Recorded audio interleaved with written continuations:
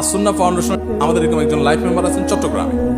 আমি দুবাইতে সফরে ছিলাম, তখন উনি ফোনে আমাকে কথা প্রসঙ্গে একটা কথা বললেন, আমি শুনে অবাক হয়ে গেলাম। তিনি বললেন যে ভাই, আমি জীবনে যত ফল খাই আমার একটা সিস্টেম হলো, সমস্ত ফলের বীজ, সেটা আমি আম খাই, জাম খাই, বড়ই খাই, যেটাই খাই, দেশীয় ফল যেগুলো খাই, এগুলো সবগুলোর বীজ আমি একটা পলিথিনে রেখে দিই, মানে খোসার সাথে সবাই ফেলে দিই, আমি এটা করি না।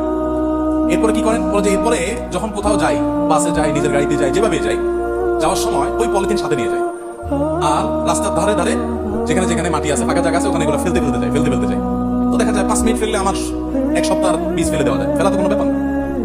তো উনি বললেন যে এই কাজটা আমি এই জন্য করি যে এই যে বিভিন্ন জায়গায় আমি বীজগুলো ফেলে যাচ্ছি, আমি 1000 বীজ ফেললাম আজকের দিনে, ধরেন এই 1000 বীজের মধ্যে দেখা যাবে যে 50টা টিকে গেছে, গাছ হয়েছে। এই 50টা থেকে একটা হয়তো টিকে গেছে, বড় গাছ হয়েছে, সেটার ছায়া হয়েছে, অক্সিজেন সেখান থেকে মানুষ পাচ্ছে, প্রাণীকুল পাচ্ছে, ফল হয়েছে, ফসল হয়েছে, আমি জানবো না হয়তো কেউ সেখান থেকে বেনিফিশিয়ারি হচ্ছে, উপকার পাচ্ছে, এদিকে আমার মরণ হয়ে গেছে, ওটা সব আমার কবরে যাচ্ছে।